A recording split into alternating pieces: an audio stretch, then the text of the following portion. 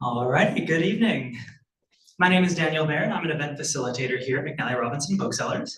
And before I begin, I'd like to acknowledge that we are on Treaty 1 territory and that the land on which we gather is the traditional territory of the Anishinaabe, Aniniwak, Anishinaabe, Dakota, and Dene peoples, and the homeland of the Métis Nation. In addition, McNally Robinson Booksellers itself rests on the land once occupied by the Métis community of Roostertown. We're gathered here tonight to celebrate the Winnipeg launch of forced migration in/to Canada, from colonization to refugee resettlement, featuring editor Christina Clark-Kazak and contributor Shauna Labman. We're grateful to McGill-Queen's University Press for publishing this book and partnering with us at the University of Winnipeg Global College to present this launch event. Following some words by Clark-Kazak and Labman, they will have a conversation at these chairs to my left.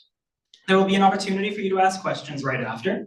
And if you are one of those here in person who has a question, just make sure to raise your hand nice and high for me when I come around, and I'll come by with this wireless microphone, just to ensure that you can be heard. And then I will be back at the close of the event to review signing procedure. And now to introduce our guests, editor Christina R. Clark-Kazak is Professor of Public and International Affairs at the University of Ottawa and co-editor of Documenting Displacement, Questioning Methodological Boundaries in Forced Migration Research. Shauna Labman is a legal scholar who writes on refugee law, resettlement, and private refugee sponsorship within the broader context of human rights and public international law. She serves as executive director of Global College at the University of Winnipeg, where she is also an associate professor of human rights. Please join me in welcoming her.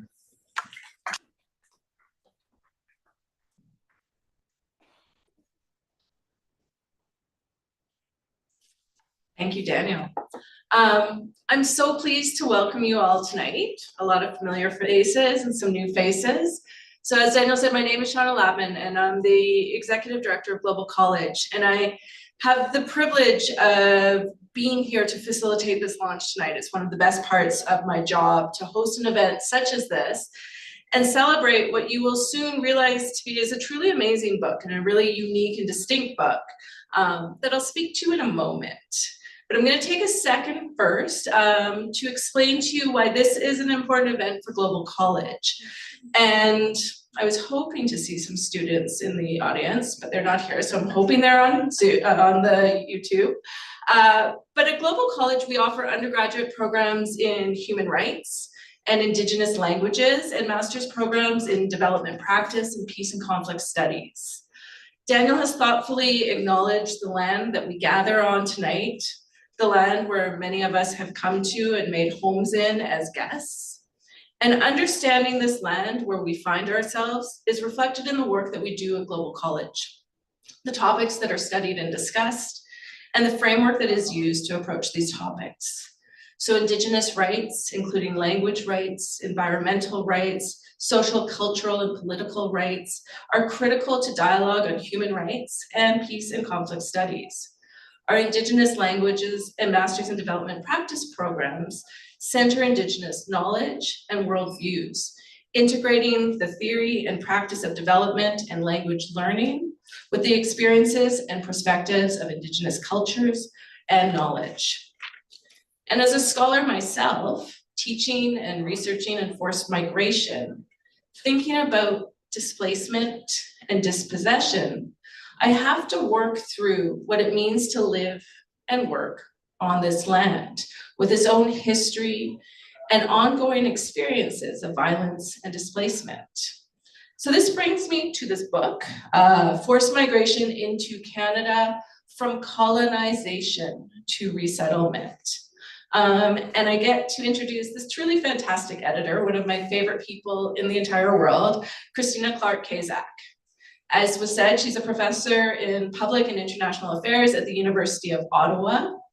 I've actually known her since I was a first-year law student.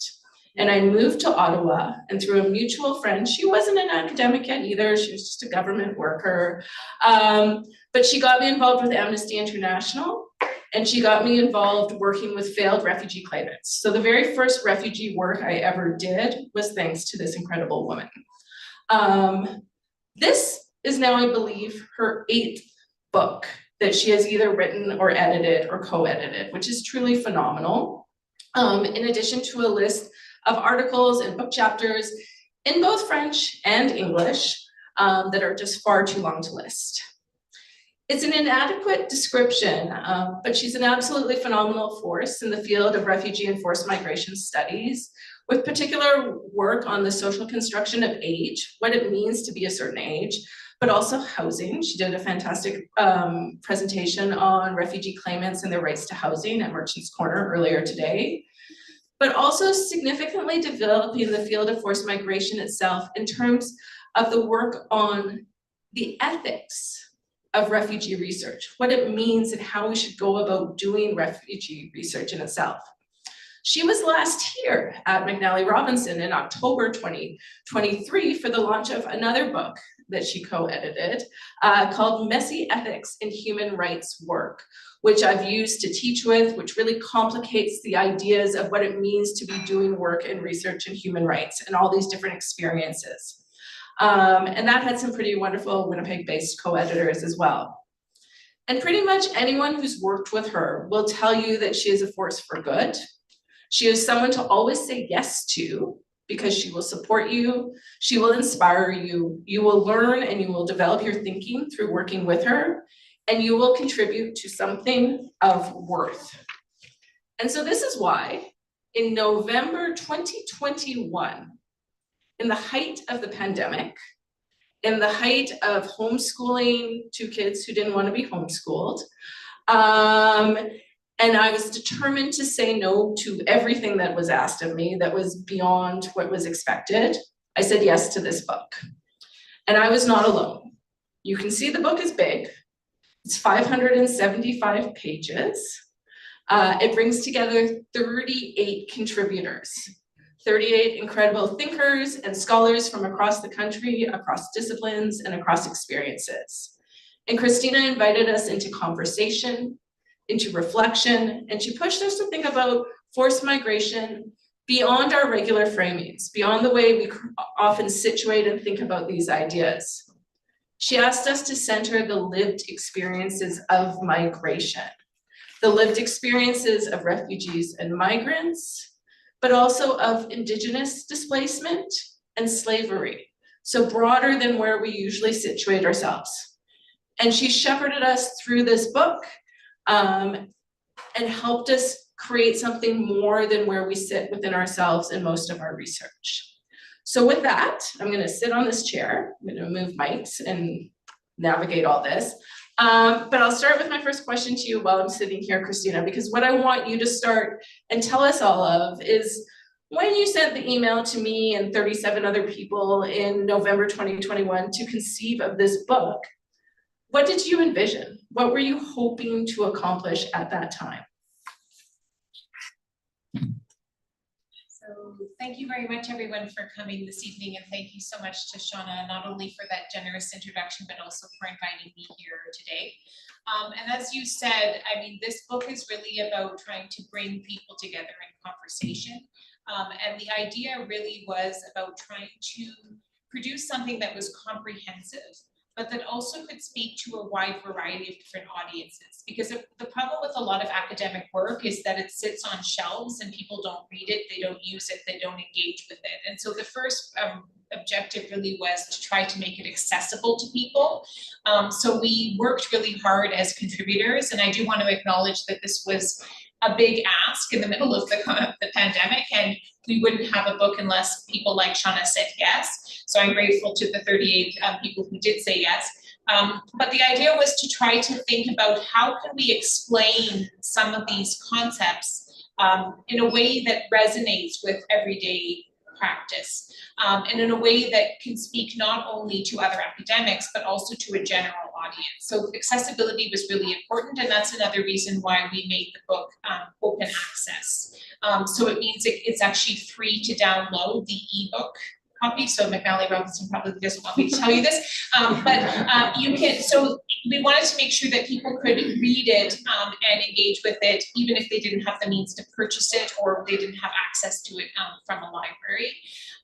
And we also did a French language translation because Canada is a multilingual country with 2 official languages.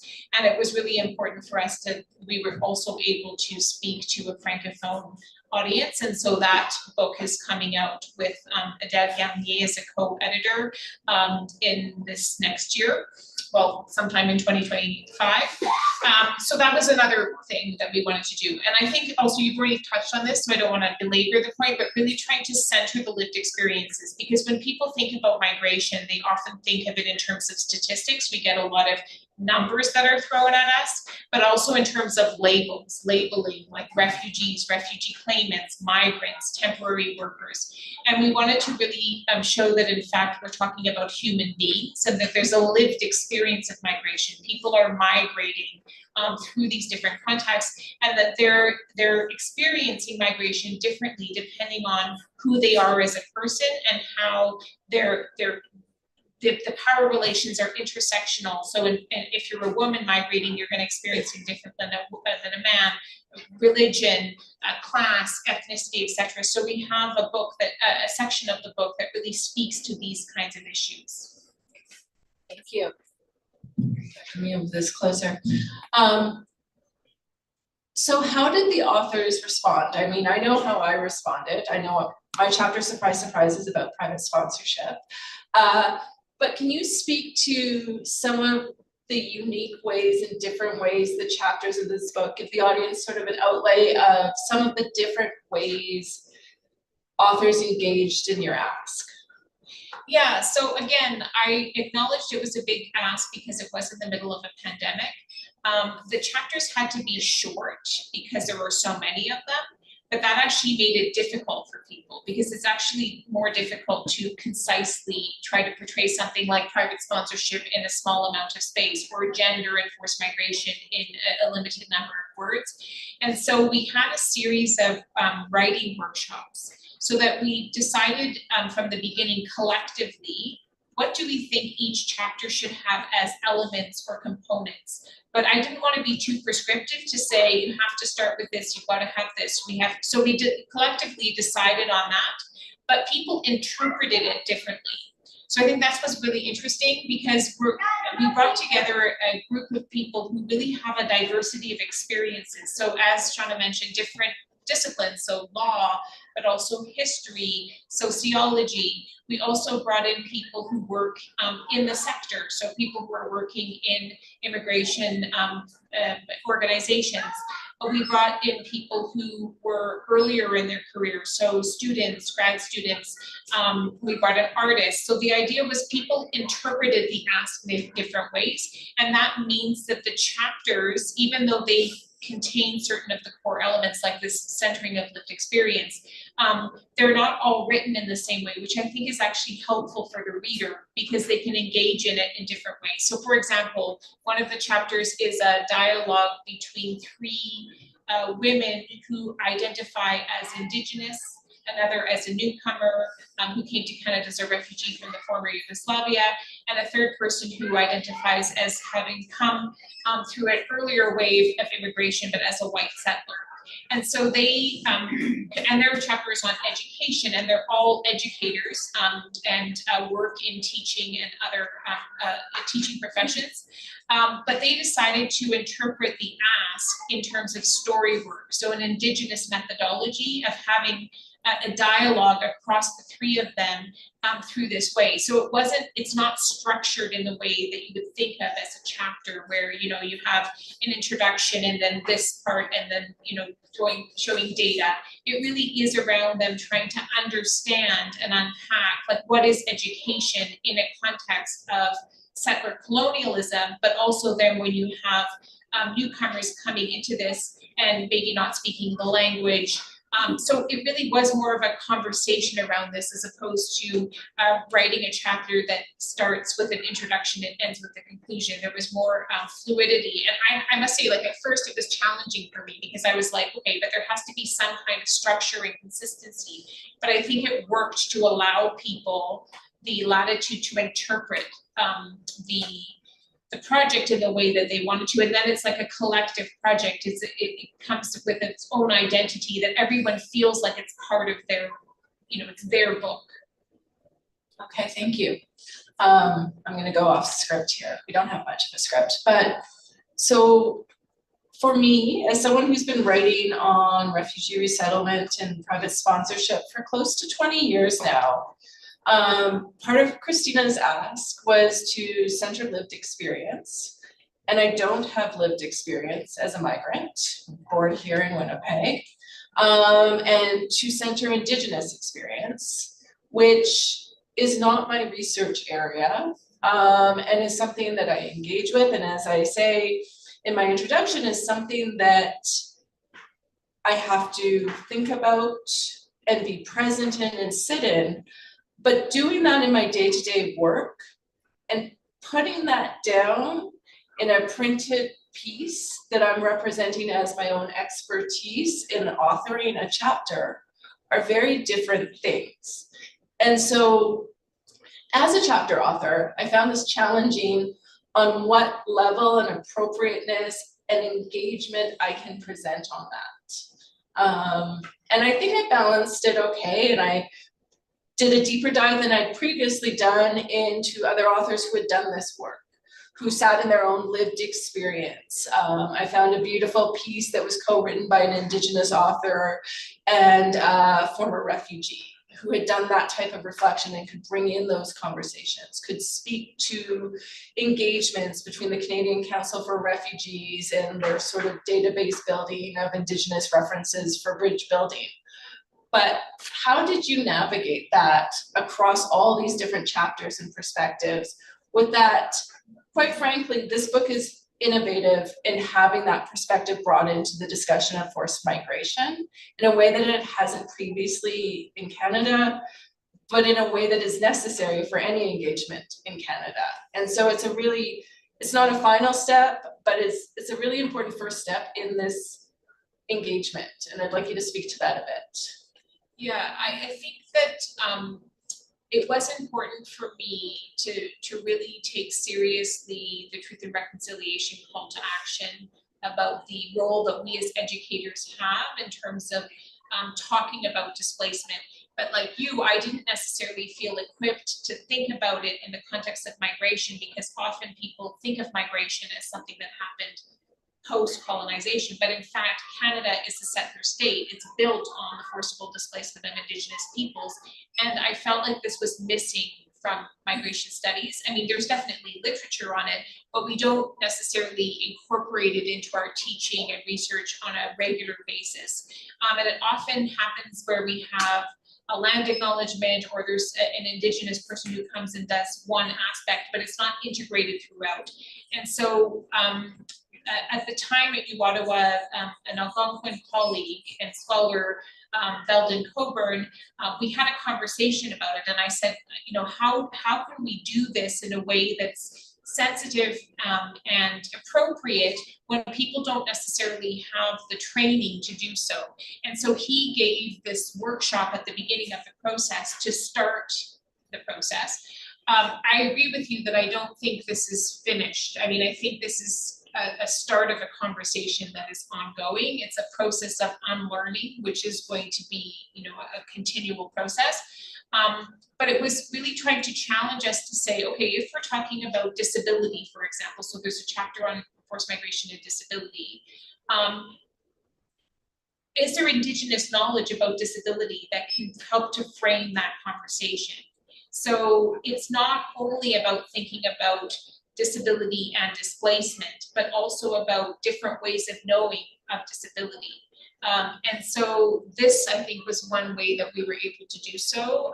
But again, I don't think it's enough. Like someone we've had a series of these talks across Canada, and at the one in Vancouver, someone asked me the question about, like, is this decolonizing migration studies? And I was like, no. I mean, I think that it's a starting point, but this is not the end point. Like, we need to really rethink and engage with it. And even this notion of like settlement studies, we talk about settlement and resettlement, and it's like those are colonial ways of thinking about land and occupation.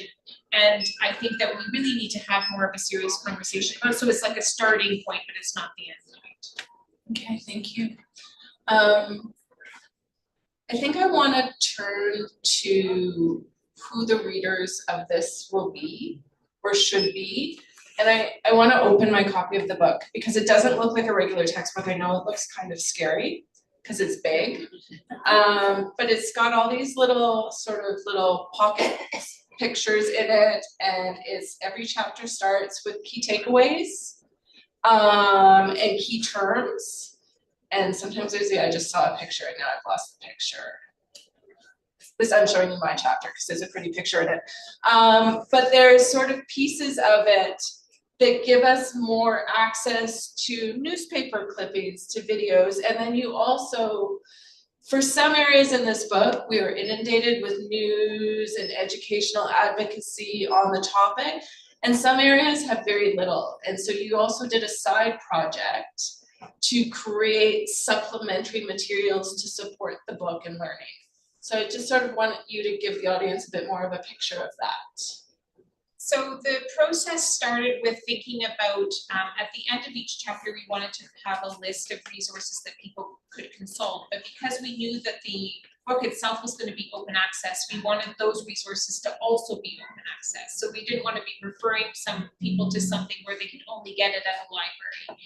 And so I actually worked with students through an experiential education project where they would help me go and find some of these additional resources that were out there that would be to speak to a more general audience, because again, the book is really intended for people who are not necessarily researchers or scholars in the area, but are going to give them a point of access into a particular topic. And so that started the process, and then we were like, actually, for some of these chapters, we can't find anything, so we need to create these open education resources. And so we got a grant from the Canadian Social Sciences and Humanities Research Council, but also the University of Ottawa for the French language open education resources. And we developed some of these short videos, so 3 to 5 minute videos that basically try to summarize the key issues in relation to a topic. And again, the idea is not to dumb it down. I mean, people are smart. It's just that you don't want to just throw a whole bunch of technical knowledge at them. You have to attach it to something so that they feel like you're able to comprehend it in a sort of bite-sized piece, because people don't have a lot of time and these are complex issues. And so this was a project that we developed, and in some cases we also have like infographics, podcasts, so that we were trying to think of different ways to communicate the information, because not everyone is going to sit down and read the chapter. Right. So you mentioned there the grants you got in French too, and you mentioned that there's a French version of the book coming out.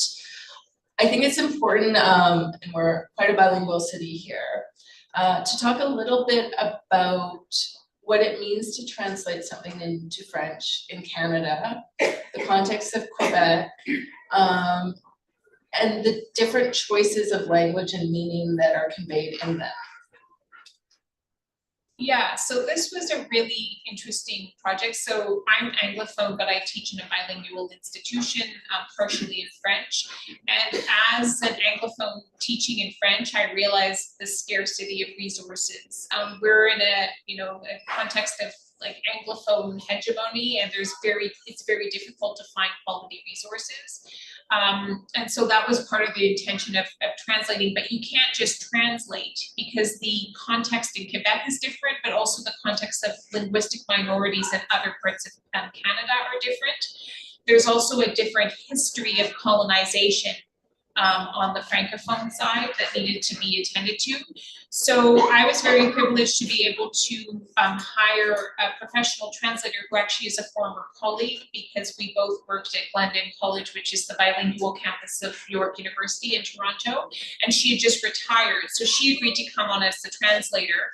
And then Adèle Garnier, who's a francophone who works at Laval University, but also a student, Sarah Dubuc, co-edited with us, but it ended up actually being, so to give credit where it's due, Lise Hébert translated the whole thing, but after each translation, we actually as an editorial group sat down and looked through the translation and talked about issues. So in Shauna's chapter, for example, private sponsorship in French is translated by the federal government as installation privée, But for parrainage privé, but in Quebec, it's actually called parrainage collectif. So they have this idea of collective or a community-based private sponsorship, whereas in the rest of Canada, we're talking about private sponsorship. So those mean two very different things. And in fact, in Shauna's chapter, even in the English version, you're saying private sponsorship is a misnomer. Yeah. So the idea is basically it helped us to think through some of the issues differently. But the other thing we also did in the French language version is that the lived experiences are different. We didn't translate the lived experiences. We went and found lived experiences that were specific to the context, either in Quebec or in francophone communities outside of Quebec. I would also say that the title is different in French, because in French you don't have this slash, like you don't have the, whatever it's called, that typographical symbol. And it's just la migration forcée au Canada, because it's sort of like a double meaning. But we also had a huge debate about the subtitle, because colonization means something different in French.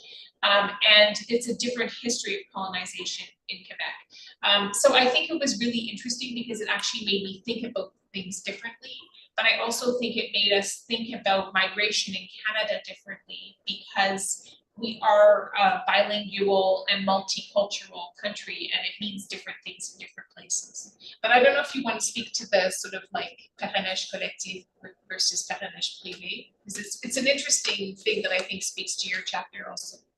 It's an interesting thing, and I will confess, in 2019, I did a book launch here for Crossing Laws Border, and if you read Crossing Laws Border, all I say is Quebec has a different program of resettlement, and I'm not discussing it.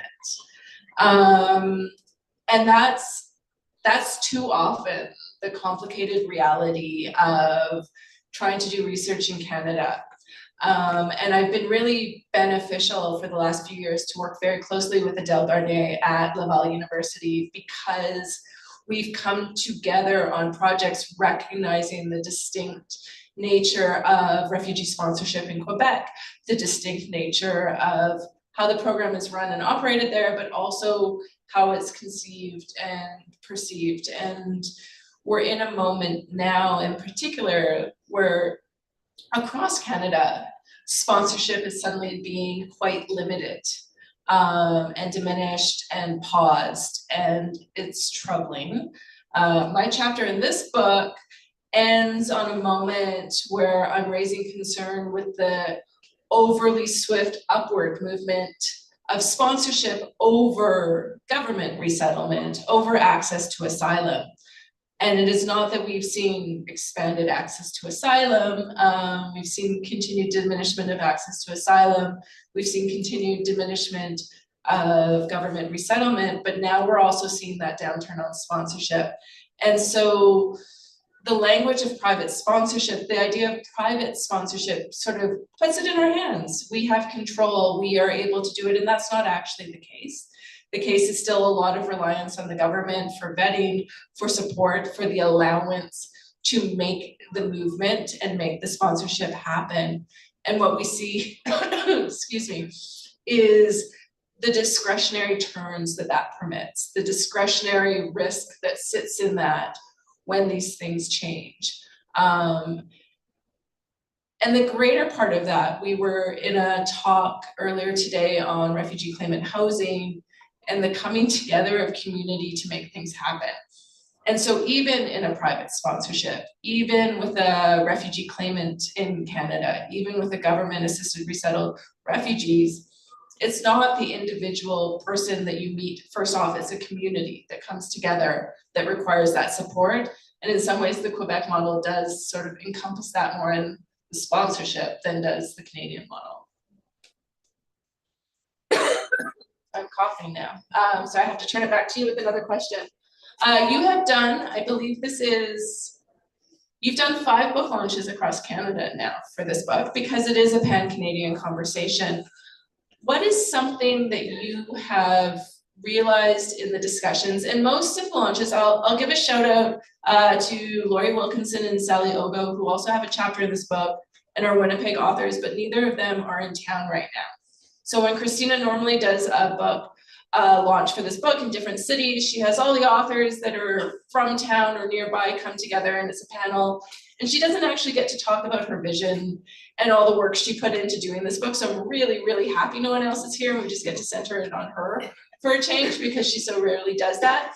But at the same time, she's had an opportunity to travel the country and hear from various authors and engage in different audiences about what this book means. And I want to know from you, what have you learned from those discussions that you didn't necessarily envision in putting the book forward, or didn't sort of recognize prior? Yeah. Yeah, it's interesting because each one has been so different, because it is a different collection of different chapters that happen to be based in that area. And also, for example, when in Vancouver at Emily Carr, because it was at Emily Carr, we did something that was much more arts-based, so that was interesting and unique. I think the thing for me that really stood out was, because it is a collection of chapters, the chapters actually can stand on their own. Like, you can have sort of almost sub-books within the books, and there's different constellations that are brought together when you have different chapters that are represented. And so that for me was really kind of an interesting piece. And I also think that that's the way we also intended it, so that someone could pick up a chapter, or you could, if you're an instructor, you could assign different chapters from different parts of the books, and they're kind of standalone, even though they also speak to each other across. But I think it really showed when we had these book launches across. I think the conversation around reconciliation is really important to people. And I think that I need to do more thinking about it, and it made me realize through these book launches that in fact, I don't incorporate enough Indigenous methodologies, epistemologies, ways of thinking, ways of knowing in my own work. And I think that as we were talking about, it's a starting point, but there's definitely a lot more work to be done. And I also think that the binary, so this book is focused on forced migration, which was fairly broadly defined. So we also have a chapter on statelessness, for example, in it. We have a chapter on trafficking, which in Canada is actually mostly a domestic phenomenon. So if people are trafficked within and sometimes between provinces, but it's generally not an international kind of phenomenon. And we also have a chapter on environmental displacement, which is mostly an internal displacement that disproportionately affects Indigenous peoples in Canada.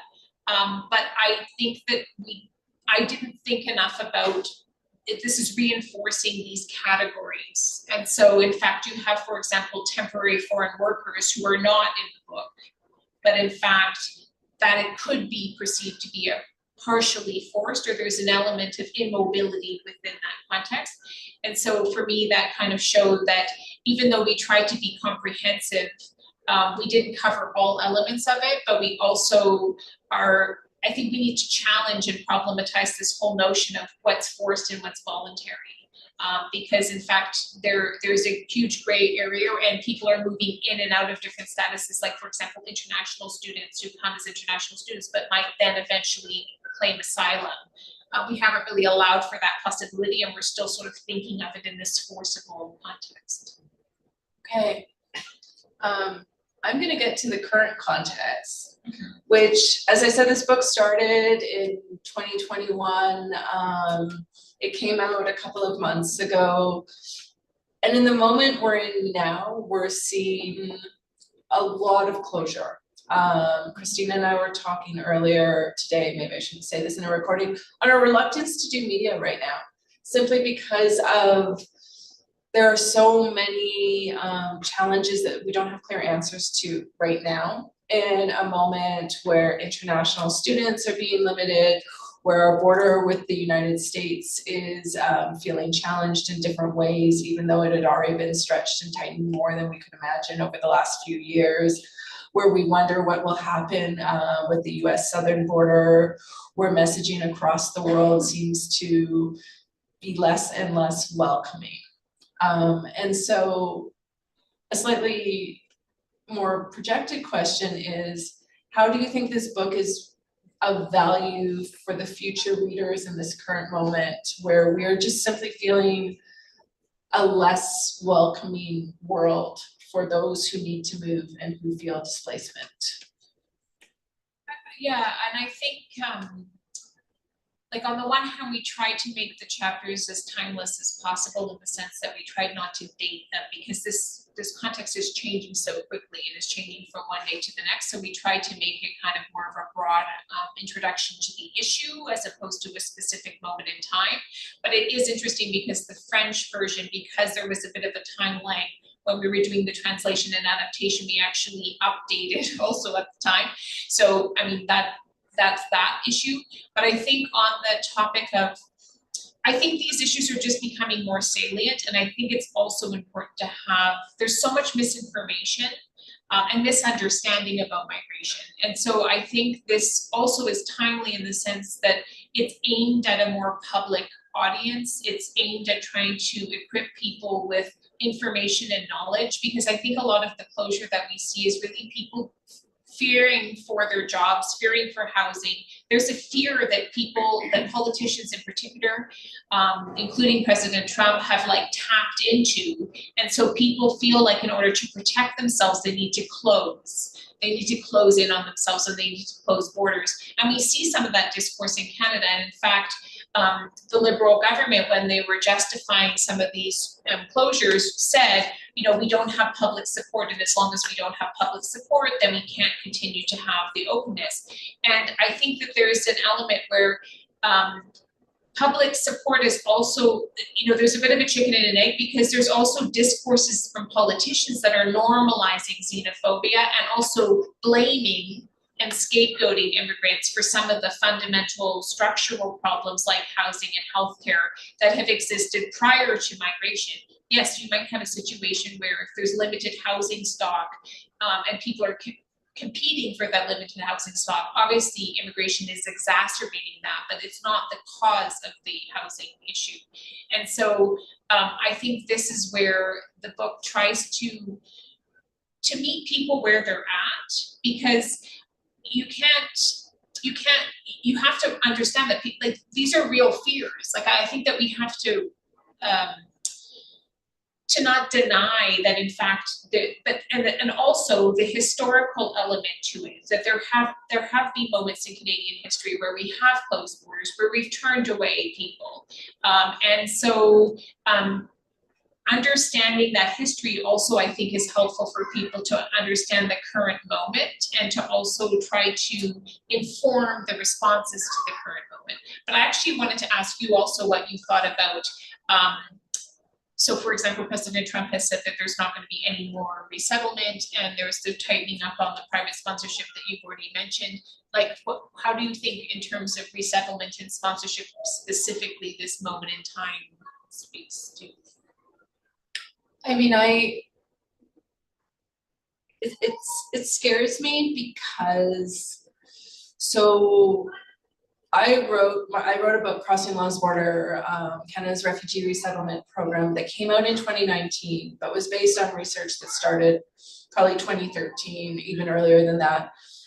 And at the time, one of my fears is we have a legal right for people to seek asylum and claim refugee status. That is a right in international law, and it is a right that Canada has signed the Refugee Convention and brought into our domestic law. That is that legal right to claim asylum, and we see such an encroachment on it. Resettlement, whether it's government resettlement or private sponsorship, is meant as a way to create additional spaces, to create another route to protection, given that not everyone is able to claim asylum or get to a place of safety to make an asylum claim, and that there are easier and sometimes better ways to bring people over. And so the programs are supposed to work together. And throughout my research over 20 years now, what I always said is the problem with resettlement, the challenge of resettlement, is that it's discretionary. So it is wonderful when Canada does #WelcomeRefugees and welcomes 25,000 Syrians, which was a promise of the Trudeau government of government resettlement, but then matched with private sponsorship. It is wonderful when we see those expansive moments of genuine welcome and effort to bring people to protection. But the discretionary nature of it means it can be shut down, it can be toppled. And when I wrote my book, the only time I could point to is September 11th, 2001, when the US shut down its resettlement program for 3 months. And now, given the previous Trump administration and this Trump administration, we're seeing a very different reality of resettlement being fundamentally shut down. So during the last Trump administration, Canada became known as the Canadian leader in refugee resettlement. And we were doing somewhat generous refugee resettlement, but our leadership was more a consequence of the diminishment of the US willingness to resettle. So it was more their diminishment than our increase. And we're seeing that again, but we're also seeing the Canadian government has put a pause on some of its sponsorship for a year and a bit until the end of 2025 for groups of 5 and community sponsors. And they've said it's to catch up with the sort of applications, but we can see the shift that people have the doors closed on them.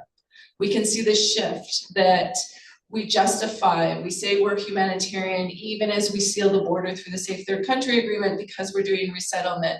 But then the resettlement numbers go away, then the sponsorship numbers get limited, and we have fewer and fewer. The lawyer in me likes the tool of law, likes the ability to say we have this right to asylum, we have this refugee convention, but access to that is diminished.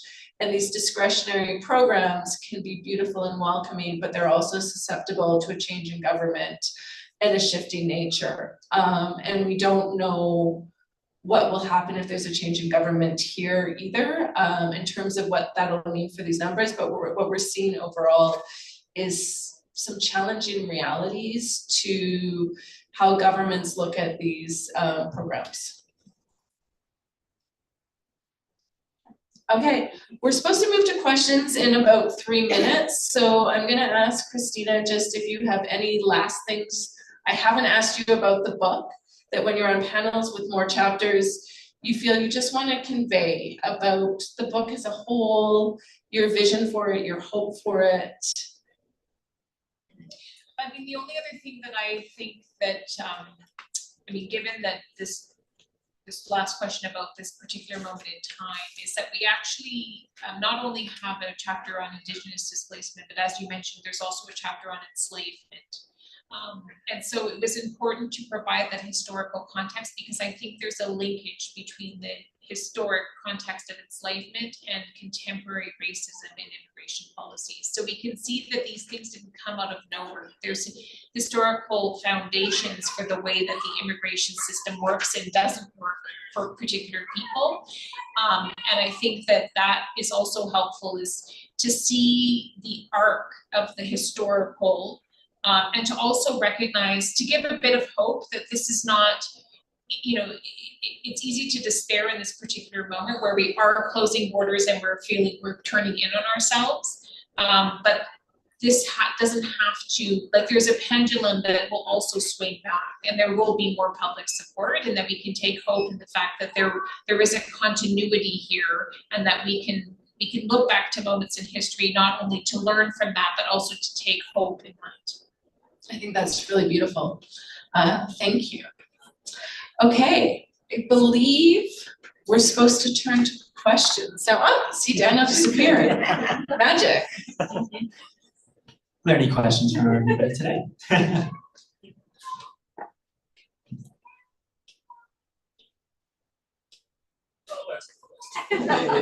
I don't think you should let him ask a question. I'm going to ask this question of Christina because Christina is not my daughter.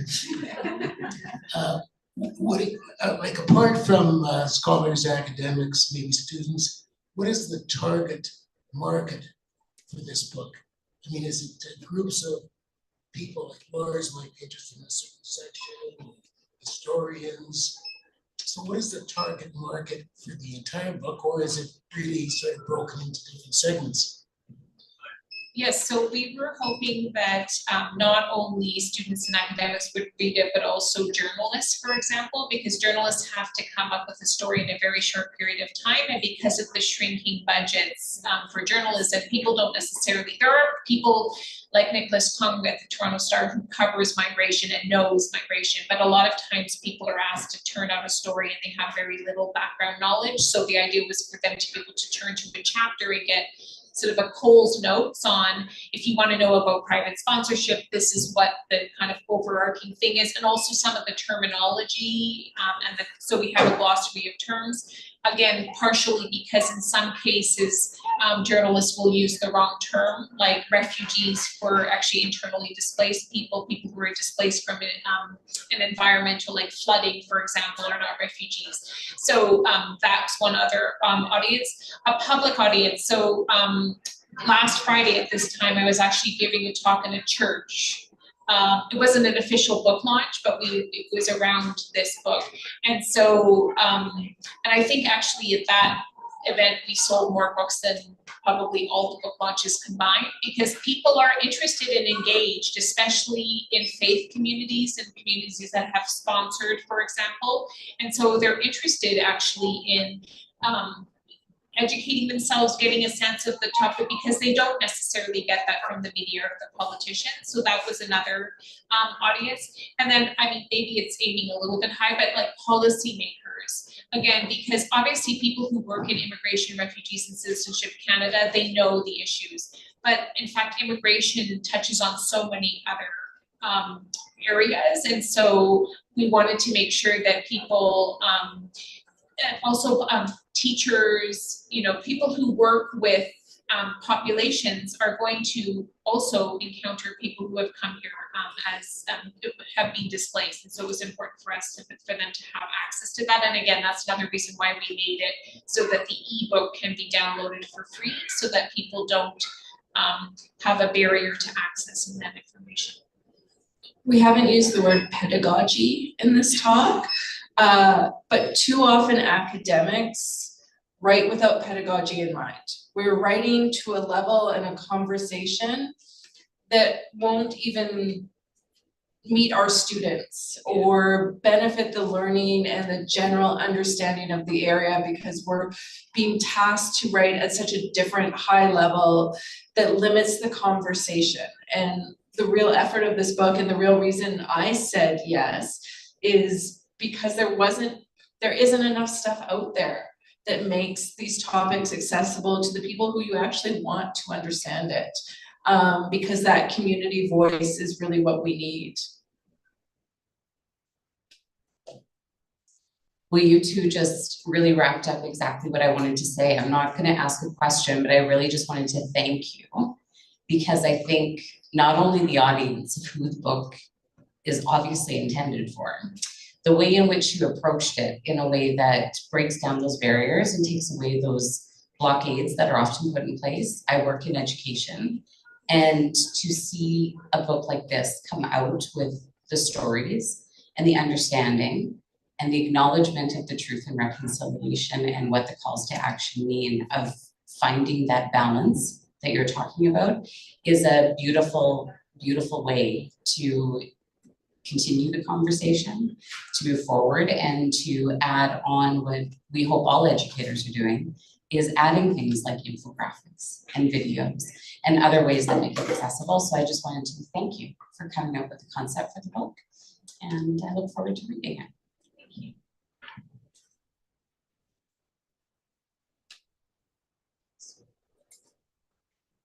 Any further questions from anyone? Yeah.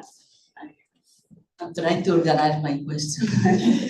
Thank you very much for the book. I personally found, as person mentioned about this, the format of the book is very easy to read and also very informative. I am a professor at the Faculty of Social Work at the University of Manitoba, and I am trying to teach immigrants and refugees as a new course in the faculty. Hasn't been done as part of the curriculum and is now a core course. Anyway, so interesting for me while you were talking was thinking about who is the audience for this book. And I was thinking of my students, and I have Canadians and newcomers.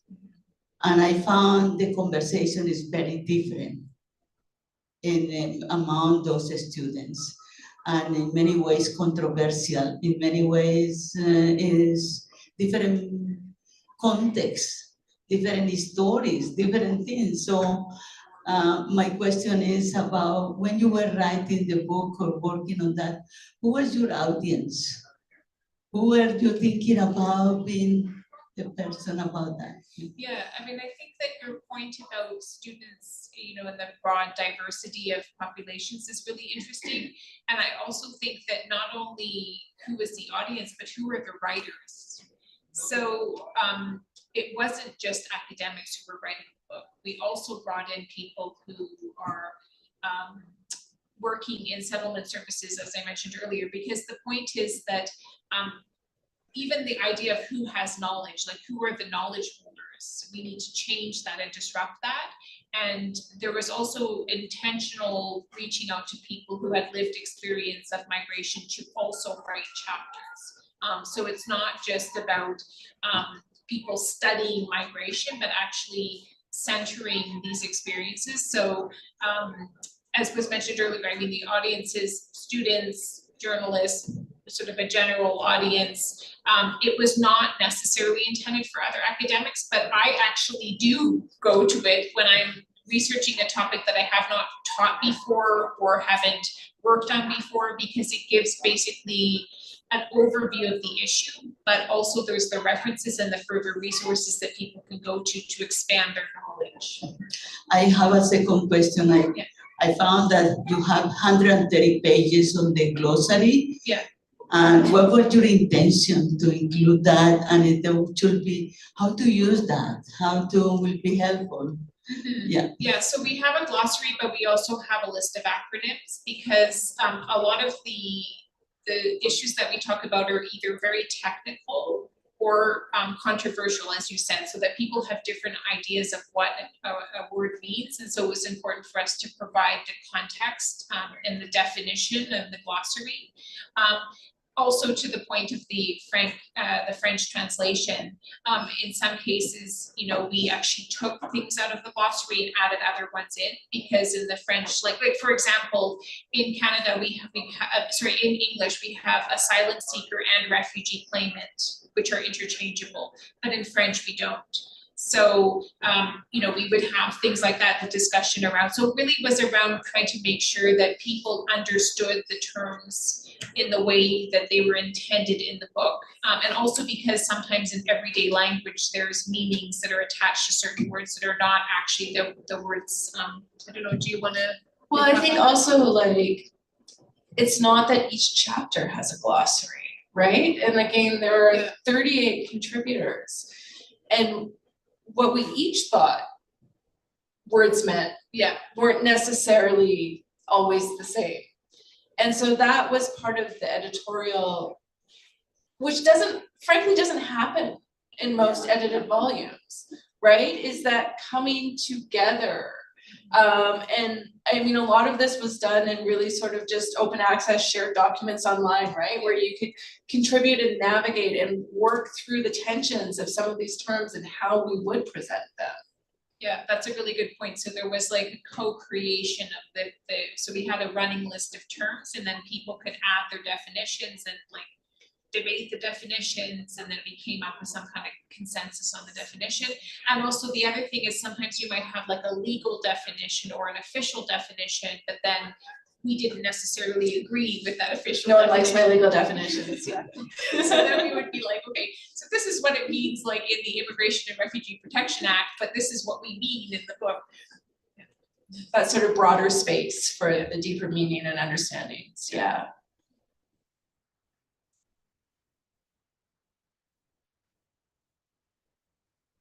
I thank you, Christina and Shauna, for your presentation on your book. I'm really excited to read it. And I think it's great that you're looking at forced migration in terms of a more holistic and from different perspectives and different experiences. And I know that I'm also writing a book with McGill-Queen's University Press that will be coming out, that will be focusing on stories of Southeast Asian refugees. And as you were talking about translating it into French, I'm just wondering how many hours did that take? Because we are translating our book into French as well. And we're just in the process right now of just the English version, but then going to the French version. And as you were saying, these terminologies mean different things.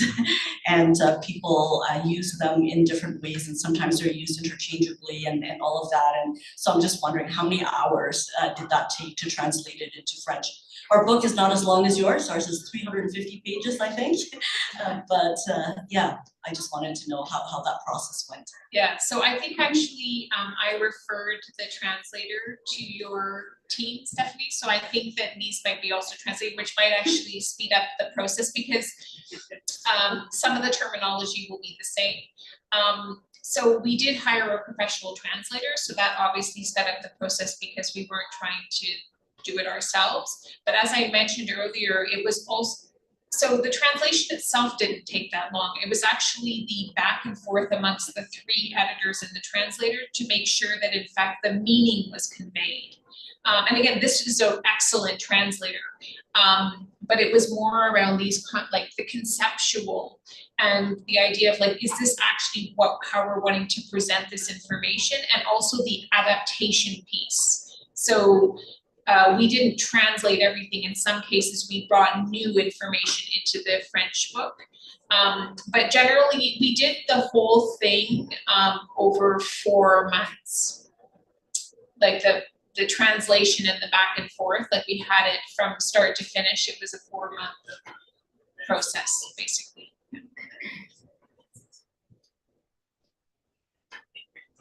Yeah, the conversation has been very interesting.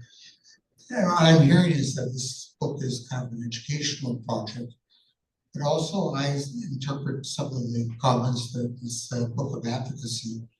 And I'm wondering what kind of themes or values is the book advocating? I think when you work in migration, I say I always write an op-ed if I find myself screaming at the radio.